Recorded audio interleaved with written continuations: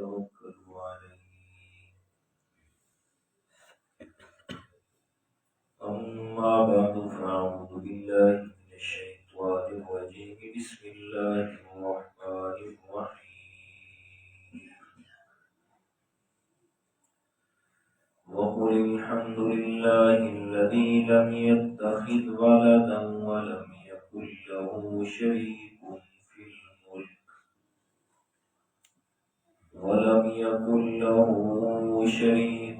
الملك ولم يكن له ولي من الذل فكبره تكبيرا. اور آپ یوں فرما دیجئے کہ سب تعریفیں اللہ تعالیٰ کے لیے ہیں جس نے اپنے لیے کوئی اولاد نہیں بنائی اور نہ اس کے لیے ملک میں کوئی شریک ہے، اور نہ ایسی بات ہے کہ کمزوری کی وجہ سے اس کا کوئی مددگار ہو. اور خوب اچھی طرح سے اللہ تعالیٰ کی کبریائی بیان کیجیے. صدق اللہ العظیم. اللہم صلی علی محمد النبی الأمی وعلی آلہ واصحابہ وسلم تسلیما. سورہ بنی اسرائیل آیت نمبر 111 ہے، اور سورہ بنی اسرائیل کی آخری آیت کریمہ ہے.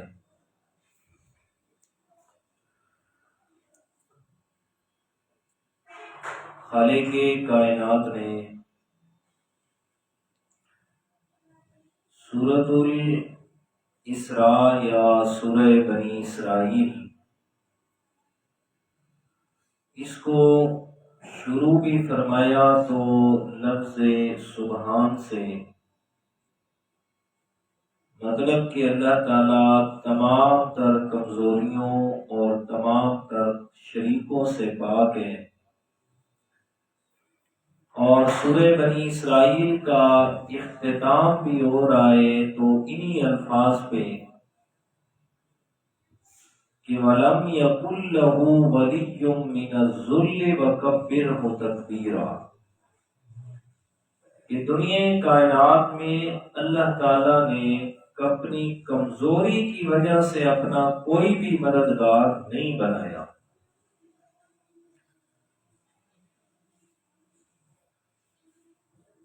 وہاں بھجرا کے ایک بہت بڑے اللہ تعالیٰ کے ولی گزرے ہیں جنہوں نے قرآن مجید کی تفسیر کی، اور قرآن مجید کی تفسیر بھی ایسے کی کہ تفسیر کرنے کا حق ادا فرما دیا. ان کے بارے میں حضرت احمد علی لاہوری رحمت اللہ تعالی علیہ نے فرمایا کہ انہیں کسی نے بتایا کہ وہ وہاں بھجرا کے مرد کلندر آپ کے پاس لاہور میں آپ کو ملنے کے لیے آئے ہیں. تو انہوں نے ایک جملہ فرمایا کہ وہ اللہ تعالیٰ کے اتنے بڑے ولی ہیں کہ انہوں نے تو قرآن مجید کے الفاظ تو اپنی جگہ پہ رہ گئے، قرآن مجید کی زیر اور زبر سے بھی اللہ تعالیٰ کی توحید اور اس کی وحدانیت کو بیان فرمایا ہے. دنیا کائنات انہیں جانتی ہے حضرت مولانا حسین علی الوانی رحمت اللہ تعالی علیہ کے نام سے. آپ ان کی شان اور عظمت کا اندازہ لگائیں کہ دیوبند سے فارغ ہو کے جس وقت وہاں بھجرا آئے تو ان کے بعد جتنے بھی لوگ، حضرت یہ شاگرد تھے حضرت مولانا رشید احمد گنگوہی رحمت اللہ تعالی علیہ، اور جب یہ وہاں بھجرا میں آ گئے اور یہاں آ کے انہوں نے اپنا کام شروع کیا تو اس کے بعد جتنے بھی لوگ دیوبند سے فارغ ہوتے تو حضرت انور شاہ کاشمیری رحمت اللہ تعالی علیہ انہیں یہ اپنی طرف سے درس اور سبق دے کے بھیجتے کہ بھائی حدیث مجھ سے پڑھ کے گئے ہو، اگر قرآن سمجھنا ہے تو وہاں بجرا میں مولانا حسین علی کے پاس چلے جانا، کہ قرآن سمجھانے کا جو فہم اللہ نے انہیں دیا ہے وہ کسی کے پاس نہیں، اور یہ فہم وہ حضرت مولانا رشید احمد گنگوہی رحمت اللہ تعالی علیہ سے انہوں نے حاصل کیا۔ ان کے ایک مرید تھے اور شاگرد بھی تھے جو پہلے ہندو مذہب سے تعلق رکھتے تھے، اور وہ پھر حضرت کے ہاتھ پہ مسلمان ہوئے۔ پہلے تو اس کا اپنا نام ہندوؤں والا تھا، تو پھر حضرت نے ان کا نام رکھا عبداللہ، شیخ عبداللہ کے نام سے سب اسے یاد کرتے تھے۔ تو انہوں نے پھر حضرت سے قرآن مجید کی تفسیر پڑھی، بالکل ان پڑھ تھا، پہلے قرآن مجید پڑھا، پھر ترجمہ پڑھا، پھر تفسیر پڑھی۔ تو انہوں نے یہ بات بتائی ہے جو میں آپ کو بتانے لگا ہوں۔ وہ فرماتے ہیں کہ حضرت مولانا حسین علی رحمت اللہ تعالی علیہ اکثر یہ فرمایا کرتے تھے کہ شیخ عبداللہ، اللہ تعالیٰ قرآن کی صورتوں میں، پوری صورت میں جتنے بھی احکامات بیان فرماتا رہے، چاہے وہ جہاد کے ہیں، نماز کے ہیں، روزے کے ہیں، حج کے ہیں، باقی اور معاشرتی مسائل ہیں، کچھ بھی بیان فرماتا رہے، لیکن جب سورت کا اختتام ہوتا ہے نا، اللہ تعالیٰ سورت کا آخر ہمیشہ عقیدہ توحید پہ فرماتا ہے۔ جیسے کہ یہ سورت ہے بنی اسرائیل، اب ہر سورت پڑھ لیں، سورہ بقرہ اس کا آخر بھی یہی فرمایا، لا یکلف اللہ نفسا الا وسعها، آخر میں انت مولانا، یا اللہ تو ہی ہمارا کارساز ہے، تیرے علاوہ کوئی ہمارا کام بنانے والا نہیں، مولا تو ہی سب کچھ کرنے والا ہے۔ ساری صورتوں پہ دیکھ لیں، اسی طرح یہ سورۃ بنی اسرائیل، اس میں بھی فرمایا وَقُلِ الْحَمْدُ لِلَّهِ الَّذِي لَمْ يَتَّخِذْ وَلَدًا وَلَمْ يَكُنْ لَهُ شَرِيكٌ فِي الْمُلْكِ وَلَمْ يَكُنْ لَهُ وَلِيٌّ مِّنَ الذُّلِّ وَكَبِّرْهُ تَكْبِيرًا۔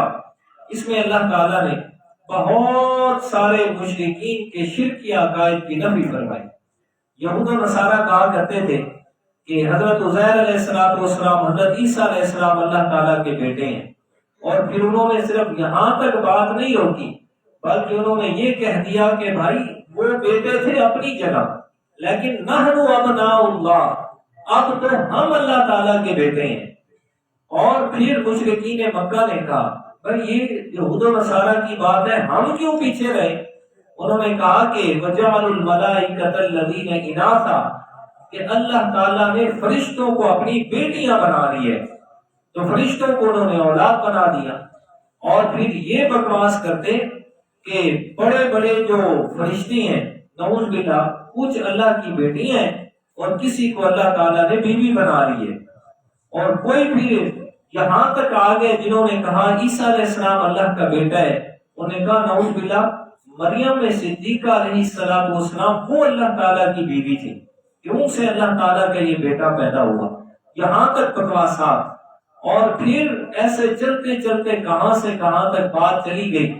ہمارے دور میں بھی آ کر ان لوگوں نے کہا بھی ہم کیوں ان سے پیچھے رہے؟ نے کہا کہ اللہ کے پیارے پیغمبر بھی اللہ کے نور سے جدا ہو کے ہمارے پاس آ گئے، نور من نور اللہ، سب نے دعوے کر دیے۔ اللہ تعالیٰ نے سب کا جواب یہ دیا، فرمایا قُلِ الْحَمْدُ لِلَّهِ الَّذِي، میرے پیارے پیغمبر آپ اپنی زبان مقدس سے اعلان فرما دیں ساری کی ساری کارسازی تعریفیں، مطلب وہ تعریفیں جو اللہ کی ذات کے لائق ہیں، اس ذات کے لیے لم یتخذ ولدا، کہ جس اللہ تعالیٰ نے اپنی کوئی بھی اولاد نہیں بنایا، جس اللہ تعالیٰ نے اپنا کوئی نائب نہیں بنایا، جس نے اپنی کوئی اولاد نہیں بنائی، ولم یکن لہ شریک فی الملک، اور ساری کائنات کی بادشاہت چلانے میں اللہ تعالیٰ کا کوئی شریک نہیں، کوئی شریک نہیں ہے اس کا، وہ وحدہ لا شریک ہے۔ اور مشرکین مکہ جب حج کرنے کے لیے آتے نا تو وہ جو تلبیہ پڑھتے تھے وہ تلبیہ بھی تفسیروں میں مفسرین کرام نے ذکر کیا ہے، کہتے تھے لبیک اللہم لبیک لبیک لا شریک لک لبیک ان الحمد والنعمت لک والملک لا شریک لک لبیک۔ اور اس سے آگے کیا کہتے؟ لا شریک ہوا لک تملکہ وما ملک، کہتے تیرا شریک تو کوئی نہیں ہے لیکن جو تیرے پیارے ہیں نا ان کو تو نے خود اپنا شریک بنا لیا، جو تیرے پیارے ہیں نا وہ تو نے خود اپنا شریک بنا لیا، نعوذ باللہ من ذالک۔ وہ جو تیرے انبیاء کرام ہیں، اولیاء کرام ہیں، وہ تیرے شریک ہیں، ہم ان کو اس لیے ان کی عبادت کرتے ہیں تاکہ تو راضی ہو جائے، وہ خوش ہوئے تو لہذا تو بھی کیا ہو گیا، خوش ہوا۔ اللہ تعالیٰ نے فرمایا بکواس نہ کرو، میرا کوئی پیارا ہے، بڑا ہے، چھوٹا ہے، وَلَمْ يَكُنْ لَهُ شَرِيكٌ فِي الْمُلْكِ، میں اللہ تعالیٰ نے کسی کو اپنی ملکیت کے اندر شریک نہیں کیا، کسی کو شریک نہیں کیا، چاہے میرا کوئی پیارا ہے، چاہے کوئی بڑا ہے، چاہے کوئی چھوٹا ہے۔ اس لیے اکثر میں یہ مثال دیا کرتا ہوں، عزت اور احترام ہر ایک کا اپنا حق ہے۔ بیوی کا احترام مرد پر، مرد کا احترام وہ خاص تعلق بیوی کے ساتھ صرف مرد کا حق ہے جی۔ اس کے علاوہ والد اس کی عزت احترام اپنی جگہ پہ، بیٹا اس کی اپنی، ماموں اس کی اپنی، چاچو اس کی اپنی عزت احترام۔ کبھی ایسا نہیں ہوا کہ جی کوئی خاوند کا قریبی سے قریبی رشتہ دار بھی ہے وہ بھی سامنے آ جائے اور بیوی کہے کہ وہ جو احترام خاوند کا ہے وہ میں تجھے دے دوں، خاوند برداشت نہیں کرتا۔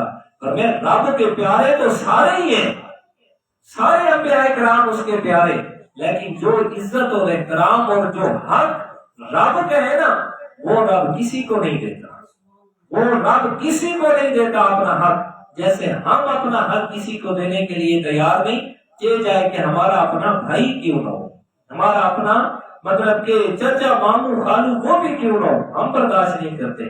پر میں رب عظمتیں تو ضرور دی میں نے، لیکن جو خاص میرا حق ہے نا میں اپنے حق میں کسی کو بھی برداشت نہیں کرتا۔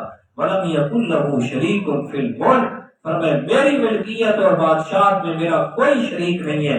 وَلَمْ يَكُنْ لَهُ وَلِيٌّ مِّنَ الذُّلِّ، اور اسے اللہ تعالیٰ نے متعدد جگہ میں بیان فرمایا، سورۃ سبا میں بیان کیا۔ اللہ تعالیٰ نے فرمایا قُلِ ادْعُوا الَّذِينَ زَعَمْتُم مِّن دُونِ اللَّهِ لا يملكون مثقال ذرة في السماوات ولا في الأرض وما لهم فيهما من شرك وما له منهم من ظهير۔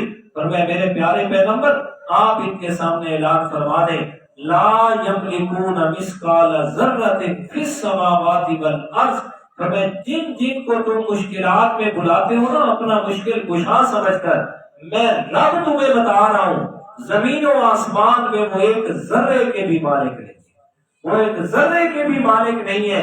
فرمایا کہ لا یملکون مثقال ذرۃ، وہ ایک ذرے کی بھی ملکیت نہیں رکھتے۔ دنیا کائنات میں ملکیت صرف میرے رب کی ہے، دنیا کائنات میں بادشاہت صرف میرے رب کی ہے۔ وَلَمْ يَكُنْ لَهُ شَرِيكٌ فِي الْمُلْكِ، میرے پیارے پروردگار جیسا دنیا میں کوئی نہیں ہے۔ اس کی ملکیت کے اندر جتنا مرضی کوئی بڑا ہو جائے، وَلَمْ يَكُنْ لَهُ شَرِيكٌ، میں رب جو کہہ رہا ہوں میں نے شریک نہیں کیا، کوئی دنیا کائنات میں میرا شریک نہیں ہے جی۔ ساری کائنات کی ملکیت وہ صرف میں اللہ تعالیٰ کے ہاتھ میں ہے، ساری کائنات میں اختیار وہ صرف میں اللہ تعالیٰ کا چلتا ہے۔ فرمایا مَا كَانَ لَهُمُ الْخِيَرَةُ، میں رب کہہ رہا ہوں وَرَبُّكَ يَخْلُقُ مَا يَشَاءُ وَيَخْتَارُ مَا كَانَ لَهُمُ الْخِيَرَةُ، میں نے کسی مختار کل نہیں بنایا، میں نے کسی کو اختیار نہیں دیا۔ جب میں کہہ رہا ہوں نہیں دیا تو کون ہوتا ہے کہنے والا؟ جی بڑے سے بڑا کوئی جی فلاں مختار کل ہے جی فلاں دنیا میں اس کا اختیار چلتا ہے جی فلاں جی دنیا کا نظام چلا رہا ہے۔ پچھلے دن میں سن رہا تھا کہتے ہیں جی کہ ہر علاقے میں ایک قطب ہوتا ہے اور اس کے نیچے پھر ابدال ہوتے ہیں جو اس علاقے کا نظام چلاتے ہیں۔ میں کہتا اللہ کے لیے کیا قطب ابدال جو آ گیا نظام چلانے کے لیے، تو پھر رب کہاں گیا بھائی؟ رب تو کہتا ہے میں نے ماں کان لہم الخیارہ، میں نے اپنا اختیار کسی کو نہیں دیا، ساری کائنات کے اختیار یہ میرے رب کے ہاتھ میں ہے۔ تو پھر وَلَمْ يَكُنْ لَهُ شَرِيكٌ فِي الْمُلْكِ، اور میں میری ملکیت کے اندر میرا کوئی شریک نہیں. وَلَمْ يَكُنْ لَهُ وَلِيٌّ مِّنَ الذُّلِّ، اور سن رکھو لوگوں، ایسی بات نہیں ہے کہ میں اللہ تعالیٰ کمزور ہو گیا اور کمزوری کی وجہ سے کسی کو میں نے اپنا ہیلپر اور مددگار رکھ لیا.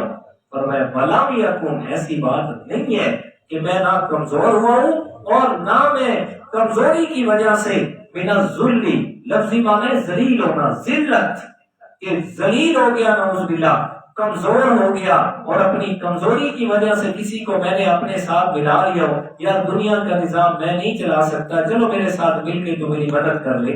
اور میں وَلَمْ يَكُنْ لَهُ وَلِيٌّ، میں رب کہہ رہا ہوں میرا کوئی مددگار نہیں.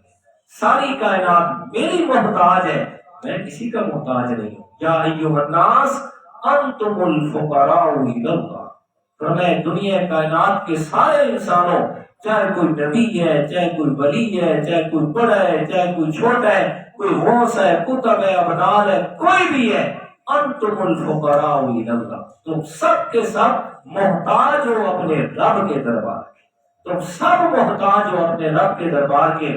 واللہ هو الغنی، اور میں اللہ تعالیٰ بے پرواہ ہوں، مجھے کسی کی کوئی پرواہ نہیں ہے. حدیث پاک ہے ساری دنیا مل کے میں اللہ کی عبادت شروع کر دے اور میں میری شان میں ذرہ برابر بھی بڑھوتری نہیں آتی، سارے نافرمان ہو جائیں میری شان میں ذرہ برابر بھی کمی نہیں آتی، اور میں جو ہوں میں سو ہوں، شروع سے ہوں آخر تک ہوں، کبھی شان میری کم نہیں ہوگی. تم سب کے سب میں رب کے محتاج ہوں. اگر محتاجی قبول کرو گے اپنا فائدہ ہے، اگر اپنے آپ کو بڑا بنا کے رکھو گے پر میں پھر کہاں جاؤ گے؟ پھر میرے پاس تو آنا ہے نا تم نے، پھر میں تمہاری بڑائی نکالوں گا کہ کیسے لوگوں کو گمراہ کرتے ہو اور کس طریقے سے لوگوں کے سامنے بڑے بڑے دعوے کر کے بادشاہ آؤ ہمارے پاس، ہم آپ کو جنت کا ٹکٹ دیتے ہیں، ہم آپ کی انگلی پکڑ کے آپ کو پرصراط سے گزارنے کے ذمہ دار ہیں. جی ایسے ایسے لوگ بتائے مجھے آ کے جناب، ہمارے پیر صاحب تو یہ کہتے ہیں. پچھلے دن فیصلہ آباد کے ایک آدمی تھا، اس کی مجھے کال آ گئی، کہتے ہیں جی میں نے آپ کا نمبر فیس بک سے نکالا ہے، آپ کی آئی ڈی سے، اور وہاں سے میں نے آپ کے بیان سنے، آپ نے یہ آیت پڑھ کے یہ کی ہے. جب میں نے قرآن کا وہ آیت کھولی آپ نے ترجمہ بھی بتایا اور نمبر بھی بتایا، جب میں نے وہ آیت کھولی تو ترجمہ تو وہی لکھا ہوا تھا.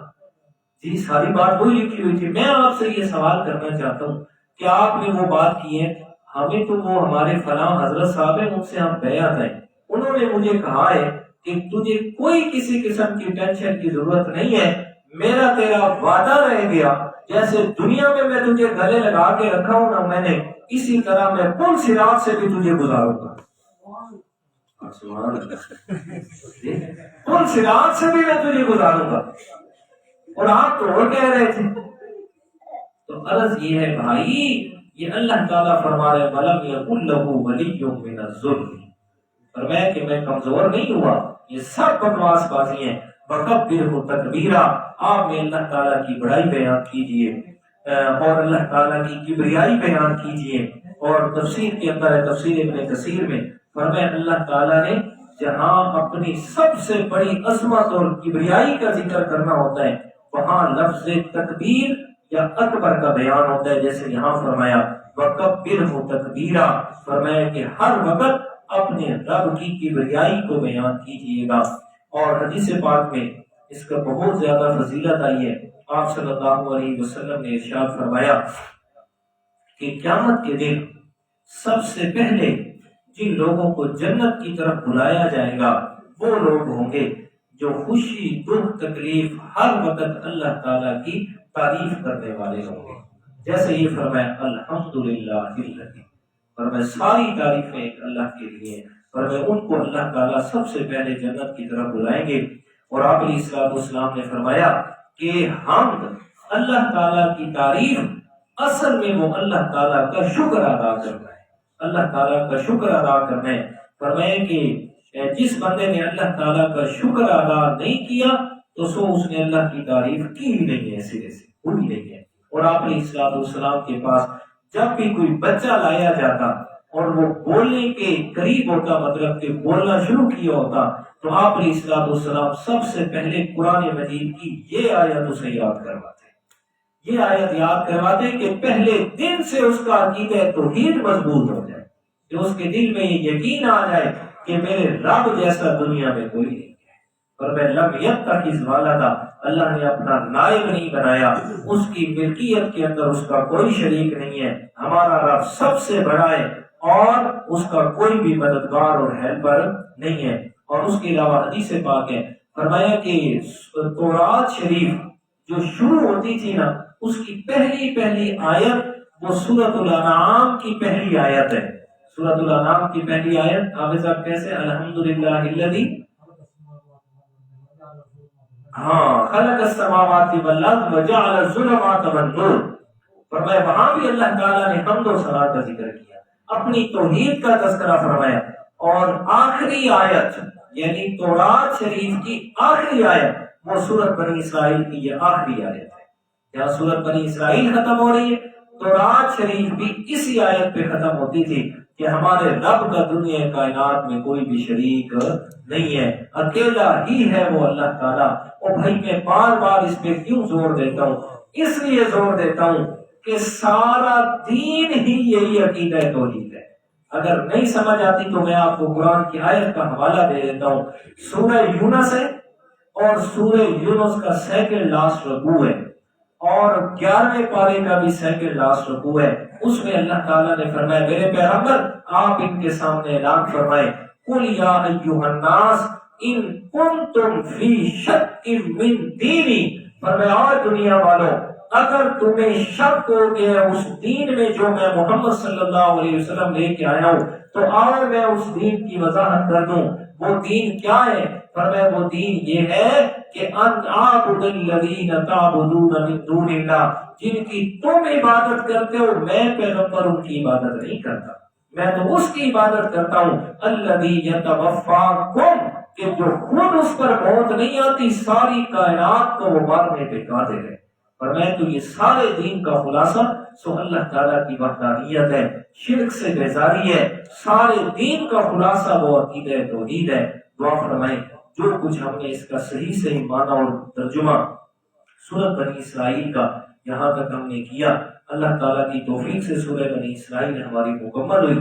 اللہ تعالیٰ اسے ہم سب کی محنت کو اپنی بارگاہ کے اندر قبول و منظور فرمائے، اور ہم سب کے لیے اسے آخرت کی نجات کا ذریعہ بنائے۔ اور اس کے علاوہ جتنا ہم نے یہ ترجمہ تفسیر اس کا پڑھا ہے، صحیح جو بیان ہوا، تو اس کا ثواب اللہ تعالیٰ حضرت آدم علیہ السلام سے لے کر آج تک جتنے مومن موحد دنیا سے چلے گئے، خصوصاً آپ علیہ السلام، صحابہ کرام، سارے انبیاء کرام، اور جتنے بھی ہم سب کے لواحقین دنیا سے چلے گئے، خاتمہ بھی بیمار ہوئے، اللہ تعالیٰ ان سب کو اس کا ثواب پہنچا دے گا۔ اور اگر وہ اپنے گناہوں کی وجہ سے ہمارے لواحقین کسی پکڑ میں ہے، اللہ تعالیٰ اس کی برکت سے ان کے گناہوں کو معاف فرما دے، اور اگر پہلے سے ہی جنت میں اللہ تعالیٰ ان کے درجات کو بلند فرما دے۔ رب اغفر وارحم وانت خیر الراحمین۔ رب